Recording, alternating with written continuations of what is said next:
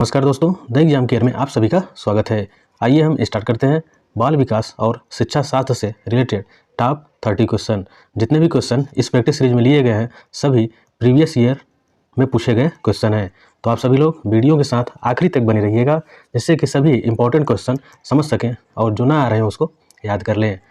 अगर आप सभी हमारा प्रीवियस वीडियो पिछला वीडियो नहीं देखे हैं तो हमारे यूट्यूब चैनल के प्ले लिस्ट में जाके देख सकते हैं। ओके, तो आइए हम स्टार्ट करते हैं। क्वेश्चन नंबर फर्स्ट, शैशवावस्था में किस ग्रंथि के प्रभाव के कारण बालिकाएं अपने पिता के प्रति श्रद्धा का भाव रखती हैं? तो जो शैशवावस्था में क्या है कि किस ग्रंथि के कारण, ऐसा कौन सा ग्रंथि है जिसके प्रभाव के कारण क्या है, जो बालिकाएं हैं, ध्यान दीजिएगा, बालिकाएं अपने पिता के प्रति क्या रखती हैं? श्रद्धा का भाव रखती हैं। इलेक्ट्रा के कारण ग्रंथि जो है इलेक्ट्रा है, या फिर आडिपस के कारण, टेस्टोस्टेरोन के कारण, या फिर प्रोजेस्टेरॉन के कारण। तो जो क्वेश्चन नंबर फर्स्ट है इसका राइट आंसर हो जाएगा ऑप्शन नंबर ए, इलेक्ट्रा के कारण। जो इलेक्ट्रा ग्रंथि है इसी के कारण क्या है, बालिकाएं पिता के प्रति श्रद्धा का भाव रखती हैं। आते हैं नेक्स्ट क्वेश्चन, क्वेश्चन नंबर 2, जीवन का सबसे कठिन काल है। तो जो जीवन है इसका सबसे कठिन काल कौन सा है? बाल्यावस्था, शैशवावस्था, गर्भावस्था, या फिर किशोरावस्था। तो क्वेश्चन नंबर 2 है, इसका जो राइट आंसर होगा वो देखिए है ऑप्शन नंबर डी, किशोरावस्था। जो किशोरावस्था है वो जीवन का सबसे क्या है, कठिन काल। आते हैं नेक्स्ट क्वेश्चन, क्वेश्चन नंबर 3, विकास के संबंध में सही कथन है। तो जो विकास है, डेवलपमेंट, इसके संबंध में सही कथन बताना है। तो यहाँ पे देखिए दिया है, विकास कुछ समय बाद रुक जाता है, या विकास वृद्धि सूचक होता है, या फिर विकास संपूर्ण पक्षों में होने वाला परिवर्तन है, या विकास का संबंध बाह्य परिवर्तन से है। तो इन चारों में से जो राइट आंसर होगा वो हो जाएगा ऑप्शन नंबर सी, विकास जो है संपूर्ण पक्षों में होने वाला परिवर्तन होता है। तो ऑप्शन सी क्या है, राइट।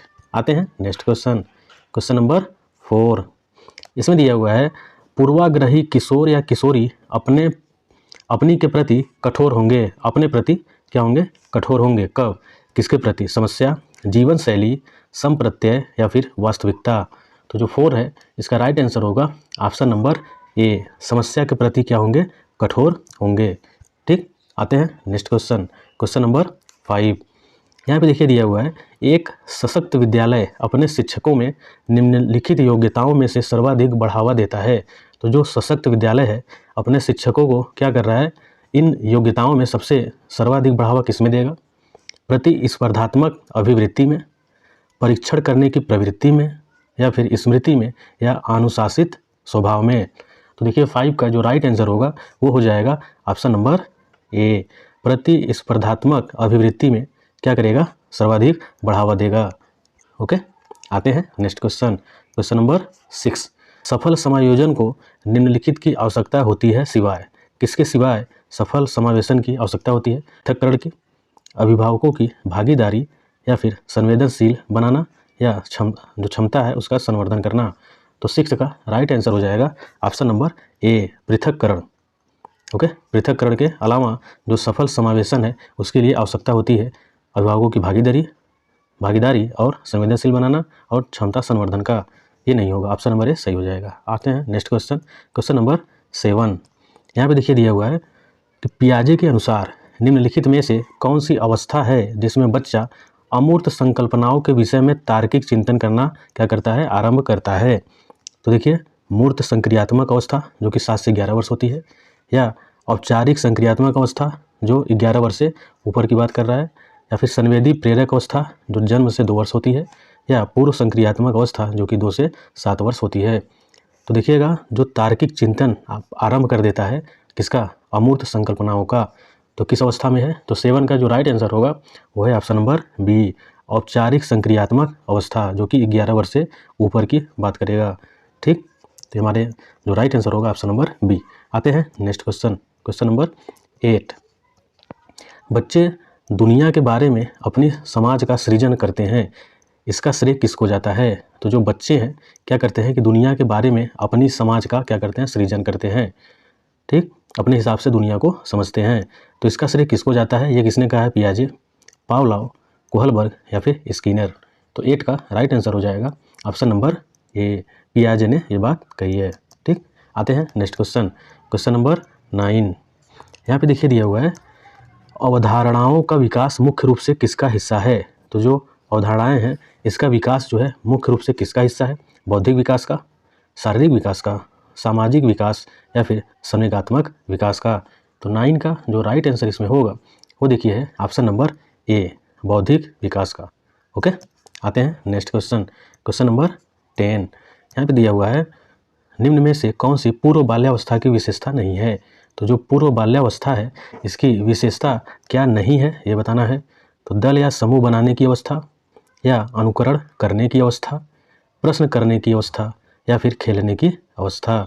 तो 10 का जो राइट आंसर होगा वो है ऑप्शन नंबर डी, खेलने की अवस्था। ओके, आते हैं नेक्स्ट क्वेश्चन। क्वेश्चन नंबर 11 यहाँ पे देखिए दिया हुआ है, मूल्यांकन किया जाना चाहिए। तो मूल्यांकन देखिए किसका किया जाना चाहिए, कैसे किया जाना चाहिए ये बताना है यहाँ पे। मूल्यांकन से बच्चे पढ़ेंगे, क्या ये सही है? या इससे बच्चों की उपलब्धि का पता लगता है, या बच्चों को सीखने की स्तर का ज्ञान होता है, या फिर शिक्षकों की उपलब्धि का पता लगता है? तो जो 11 है इसका राइट जो आंसर होगा वो है ऑप्शन नंबर सी, बच्चों को सीखने के स्तर का ज्ञान होगा। ठीक, तो मूल्यांकन किया जाना चाहिए किसका? बच्चों को सीखने के स्तर का, इससे क्या होगा? ज्ञान होगा। आते हैं नेक्स्ट क्वेश्चन। क्वेश्चन नंबर 12 इसमें देखिए कहा गया है, शिक्षा मनोविज्ञान की दृष्टि से निम्न में से कौन सा कथन सत्य है? तो जो शिक्षा मनोविज्ञान है इसकी दृष्टि से कौन सा कथन क्या है? सत्य है। अपने बच्चे ज्ञान का सृजन स्वयं करते हैं, या विद्यालय में आने से पहले बच्चों को कोई पूर्व ज्ञान नहीं होता, या फिर अधिगम प्रक्रिया में बच्चों को कष्ट होता है, या बच्चे यथावत वही सीखते हैं जो उन्हें पढ़ाया जाता है? तो देखिए जो 12 है इसका राइट आंसर होगा ऑप्शन नंबर ए, बच्चे अपने ज्ञान का स्वयं सृजन स्वयं करते हैं। ठीक, क्या करते हैं? सृजन स्वयं करते हैं किसका? अपने ज्ञान का। ठीक, आते हैं नेक्स्ट क्वेश्चन। क्वेश्चन नंबर 13 इसमें देखिए दिया गया है कि मानसिक रूप से स्वस्थ अध्यापक की विशेषता क्या है? तो जो मानसिक रूप से क्या है कि स्वस्थ अध्यापक की विशेषता क्या है? वह संवेदनात्मक रूप से संतुलित है, उसे अपने विषय का गहन ज्ञान है, या फिर वह अत्यधिक संवेदनशील है, या वह सख्त अनुशासन पसंद करता है? तो जो स्वस्थ अध्यापक होगा उसकी विशेषता जो मेन होगी वो देखिए है ऑप्शन नंबर ए, वह संवेदनात्मक रूप से संतुलित होगा। ठीक, तो यहाँ पे ए आंसर सही हो जाएगा। आते हैं नेक्स्ट क्वेश्चन। क्वेश्चन नंबर 14 इसमें देखिए दिया है, शिक्षा का अति महत्वपूर्ण उद्देश्य है। तो जो शिक्षा है इसका अति महत्वपूर्ण उद्देश्य क्या है? आजीविका कमाना, या फिर बच्चे का सर्वांगीण विकास, या पढ़ना एवं लिखना सिखाना, या फिर बौद्धिक विकास? तो जो 14 है इसका राइट आंसर हो जाएगा ऑप्शन नंबर बी, बच्चे का सर्वांगीण विकास ही शिक्षा का अति महत्वपूर्ण क्या है? उद्देश्य होता है। ठीक, आते हैं नेक्स्ट क्वेश्चन। क्वेश्चन नंबर 15 यहाँ पे देखिए दिया गया है कि दीक्षा द्वारा पूछे गए एक प्रश्न का उत्तर शिक्षक तत्काल नहीं दे सकता है, शिक्षक की प्रतिक्रिया क्या होनी चाहिए? अगर दीक्षा जो है क्लास में एक शिक्षक से क्या कर रही है? प्रश्न पूछ रही है, इसका उत्तर जो है शिक्षक तत्काल नहीं दे सकता है, तो जिससे क्या है शिक्षक की प्रतिक्रिया क्या होगी इस पर?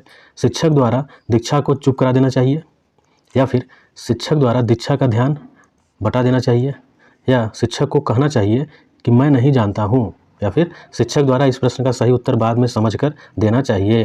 तो 15 का जो राइट आंसर होगा वो देखिए होगा ऑप्शन नंबर डी, शिक्षक द्वारा क्या है इस प्रश्न का सही जो उत्तर है वो बाद में समझकर देना चाहिए।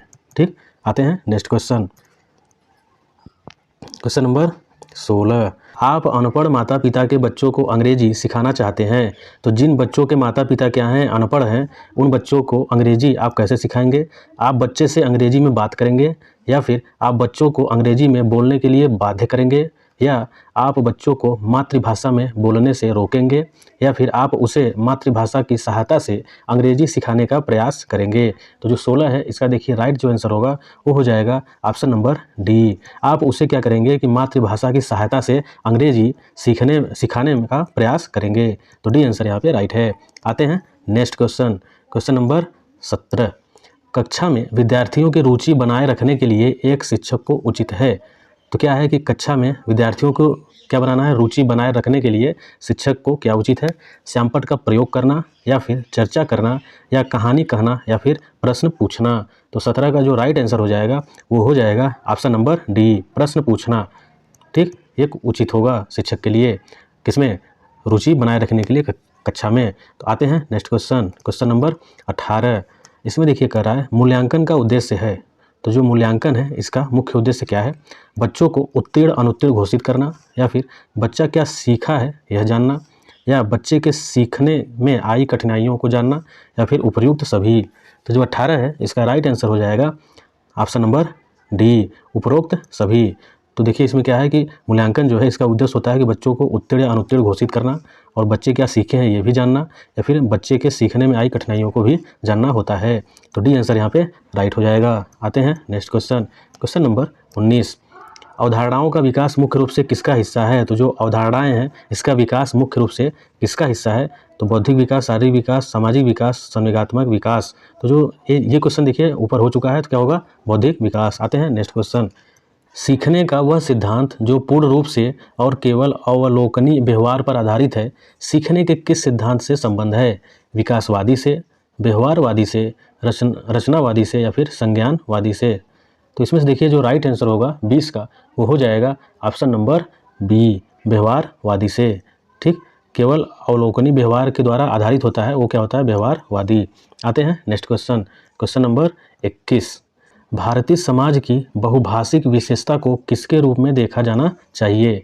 तो यहाँ पे देखिए जो ऑप्शन दिया हुआ है, विद्यालयी जीवन को समृद्ध बनाने के संसाधन के रूप में, या फिर विद्यार्थियों को सीखने के लिए अभिप्रेरित करने हेतु शिक्षक योग्यता की चुनौती के रूप में, या शिक्षार्थियों के लिए विद्यालयी जीवन को एक जटिल अनुभव के रूप में, या फिर शिक्षण अधिगम प्रक्रिया के बाधा के रूप में। तो 21 का जो राइट आंसर होगा वो हो जाएगा ऑप्शन नंबर ए, विद्यालयी जीवन को समृद्ध बनाने के संसाधन के रूप में। ठीक, बहुभाषिक विशेषता किसके रूप में देखा जाना चाहिए? ऑप्शन नंबर ए के रूप में। आते हैं नेक्स्ट क्वेश्चन, क्वेश्चन नंबर 22। इसमें देखिए दिया है सतत और व्यापक मूल्यांकन किस पर बल देता है? तो जो सतत और व्यापक मूल्यांकन है किस पर बल देगा? बोर्ड परीक्षाओं की अनावश्यकता पर, या फिर सीखने को सुनिश्चित करने के लिए व्यापक स्केल पर निरंतर परीक्षण, या सीखने को किस प्रकार अवलोकित, रिकॉर्ड और सुधारा जाए, या फिर शिक्षण के साथ परीक्षाओं का सामंजस्य। तो जो 22 है उसका देखिए राइट आंसर जो होगा वो हो जाएगा ऑप्शन नंबर सी, सीखने को किस प्रकार अवलोकित, रिकॉर्ड और सुधारा जाए। ये क्या हो जाएगा? सही हो जाएगा। आते हैं नेक्स्ट क्वेश्चन, क्वेश्चन नंबर 23। इसमें देखिए दिया हुआ है कि मानव बुद्धि एवं विकास की समझ शिक्षक को योग्य बनाती है। तो जो मानव बुद्धि है एवं इसका विकास का जो समझ है शिक्षक का योग्य बनाती है। इसका निष्पक्ष रूप से अपने शिक्षण अभ्यास में, शिक्षण के समय शिक्षार्थियों के संवेगों व नियंत्रण बनाए रखने के लिए, या फिर विविध शिक्षार्थियों के शिक्षण के बारे में स्पष्टता, या शिक्षार्थियों को यह बताना कि वे अपने जीवन को कैसे सुधार सकते हैं। तो देखिए जो 23 है इसका राइट आंसर हो जाएगा ऑप्शन नंबर सी, विविध शिक्षार्थियों के शिक्षण के बारे में स्पष्टता। क्या हो जाएगी? शिक्षक को इसका योग्य बनाती है किसमें? विविध शिक्षार्थियों। इसका मतलब विभिन्न जो शिक्षार्थी हैं उनके शिक्षण के बारे में स्पष्टता बनाएगी। आते हैं नेक्स्ट क्वेश्चन, क्वेश्चन नंबर 24। इसमें है सामाजिकरण क्या है? जो सामाजिकरण है ये क्या है? सामाजिक मानदंडों में परिवर्तन, या फिर शिक्षक एवं पढ़ाए गए के बीच संबंध, या समाज के आधुनिकीकरण की प्रक्रिया, या समाज के मानदंडों के साथ अनुकूलन। तो जो 24 है इसका राइट आंसर हो जाएगा ऑप्शन नंबर डी, समाज के मानदंडों के साथ अनुकूलन। ये क्या होता है? इसी को सामाजिकरण कहते हैं। आते हैं नेक्स्ट क्वेश्चन, क्वेश्चन नंबर 25। यहाँ पे देखिए दिया हुआ है विद्यालय आधारित आकलन क्या करता है? तो जो विद्यालय के आधार पे क्या होता है आकलन, ये क्या करता है? शिक्षार्थियों और शिक्षकों को अगंभीर और लापरवाह बनाता है, या फिर शिक्षा बोर्ड की जवाबदेही कम करता है, या सार्वभौमिक प्राप्ति में बाधा उत्पन्न करता है, या परिचित वातावरण में अधिक सीखने में सभी शिक्षार्थियों की मदद करता है। तो 25 का जो राइट आंसर होगा वो हो जाएगा ऑप्शन नंबर डी। ठीक, परिचित वातावरण में क्या है कि अधिक सीखने में सभी शिक्षार्थियों की मदद करता है। तो डी ऑप्शन सही हो जाएगा। आते हैं नेक्स्ट क्वेश्चन, क्वेश्चन नंबर 26। किसके अतिरिक्त निम्नलिखित समस्या का समाधान की प्रक्रिया के चरण है? तो किसके अतिरिक्त क्या है कि समस्या समाधान की प्रक्रिया का एक चरण है। तो यहाँ पे परिणामों की आशा करना, समस्या की पहचान, या फिर समस्या को छोटे हिस्सों में बांटना, या संभावित युक्तियों को खोजना। तो 26 का जो राइट आंसर होगा वो हो जाएगा ऑप्शन नंबर सी, समस्या को छोटे हिस्सों में बांटना। ठीक, ये क्या होगा, इसके अतिरिक्त समस्या समाधान की प्रक्रिया के क्या होते हैं, चरण होते हैं, जिसमें से परिणामों की आशा करना और समस्या की पहचान और संभावित युक्तियों को खोजना होता है, ये नहीं होता। आते हैं नेक्स्ट क्वेश्चन, क्वेश्चन नंबर 27। इसमें देखिए दिया है कि शिक्षार्थियों को करना चाहिए के लिए प्रोत्साहित नहीं। इसका मतलब है शिक्षार्थियों को किसके लिए प्रोत्साहित नहीं करना चाहिए, किसमें, समूह कार्य में दूसरे शिक्षार्थियों के साथ सक्रिय रूप से अंतःक्रिया करने में, या फिर अधिक से अधिक पाठ्य सहकामी क्रियाओं में हिस्सा लेने में, या फिर शिक्षक को जो पूछ सकते हैं उन सभी प्रश्नों के उत्तर को याद करने के लिए, या कक्षा के अंदर और बाहर अधिक से अधिक प्रश्न पूछना। तो जो 27 है इसका राइट आंसर हो जाएगा ऑप्शन नंबर सी, शिक्षक जो पूछ सकते हैं उन सभी प्रश्नों के उत्तर को याद करने के लिए। तो जो लर्निंग प्रोसेस है, याद करने वाली बात, ये देखिए नेगेटिव टैग वर्ड होता है, रटना नहीं होता किसी चीज़ को, ठीक, इसके लिए प्रोत्साहित नहीं करना चाहिए शिक्षार्थियों को। तो सी आंसर यहाँ पे राइट है। आते हैं नेक्स्ट क्वेश्चन, क्वेश्चन नंबर 28। इसमें दिया है निम्नलिखित में से कौन सा रचनात्मक आकलन के लिए उपकरण नहीं है। तो रचनात्मक आकलन के लिए कौन सा उपकरण नहीं है ये बताना है। तो मौखिक प्रश्न है, सत्र परीक्षा, प्रश्नोत्तरी और खेल, या फिर दत्त कार्य, ठीक। तो यहाँ पे जो 28 है इसका राइट आंसर होगा ऑप्शन नंबर बी, सत्र परीक्षा जो है यह एक उपकरण नहीं है रचनात्मक आकलन के लिए। बाकी मौखिक प्रश्न, प्रश्नोत्तरी और खेल और जो दत्त कार्य है ये हमारा क्या है, एक उपकरण होता है रचनात्मक आकलन के लिए, क्या नहीं है, सत्र परीक्षा। आते हैं नेक्स्ट क्वेश्चन, क्वेश्चन नंबर 29। यहाँ पर दिया है मूल्यांकन का मुख्य उद्देश्य होना चाहिए। जो मूल्यांकन है इसका मुख्य उद्देश्य क्या होना चाहिए, शिक्षार्थियों की उपलब्धि को मापना, या फिर यह निर्णय लेना कि क्या विद्यार्थी को अगली कक्षा में प्रोन्नत किया जाना चाहिए, या सीखने में होने वाली कमियों का निदान और उसका उपचार करना, या शिक्षार्थियों की त्रुटि निकालना। तो 29 का जो राइट आंसर होगा वो होगा ऑप्शन नंबर सी, सीखने में होने वाली कमियों का निदान और उसका क्या है, उपचार करना। तो हमारा क्या हो जाएगा, सी आंसर राइट हो जाएगा। मूल्यांकन का मुख्य उद्देश्य यही होता है, सी ऑप्शन। आते हैं नेक्स्ट क्वेश्चन, क्वेश्चन नंबर 30। यहाँ पे दिया है दबाव को कम करने एवं परीक्षाओं में सफलता के लिए आवश्यक है। तो जो दबाव है उसको क्या करना है, कम करना है, और परीक्षाओं में सफलता के लिए क्या आवश्यक है, कम अवधि की परीक्षाओं में अंतरण, या फिर विद्यालय शिक्षा के विभिन्न चरणों में परीक्षा का आयोजन, या वार्षिक एवं अर्धवार्षिक परीक्षाएं, या फिर विभिन्न प्रवेश परीक्षाओं के लिए विभिन्न एजेंसियों की स्थापना। यहाँ पे देखिए जो 30 है इसका राइट आंसर होगा ऑप्शन नंबर ए, कम अवधि की परीक्षाओं में अंतरण, ठीक। तो इसका मतलब ये सेमेस्टर प्रणाली की बात कर रहा है, तो इससे क्या होगा, दबाव कम होगी। तो दोस्तों यहाँ पे हमारा जो 30 क्वेश्चन का प्रीवियस ईयर का प्रैक्टिस सीरीज है वो समाप्त हो चुका है। तो आप सभी लोग वीडियो को पूरा देखा करिए, जिससे कि क्वेश्चनों को आसानी से समझ सकें और जो नहीं आ रहे हैं उसको याद कर लें। ओके, तो मिलते हैं अगले वीडियो में, तब तक के लिए धन्यवाद।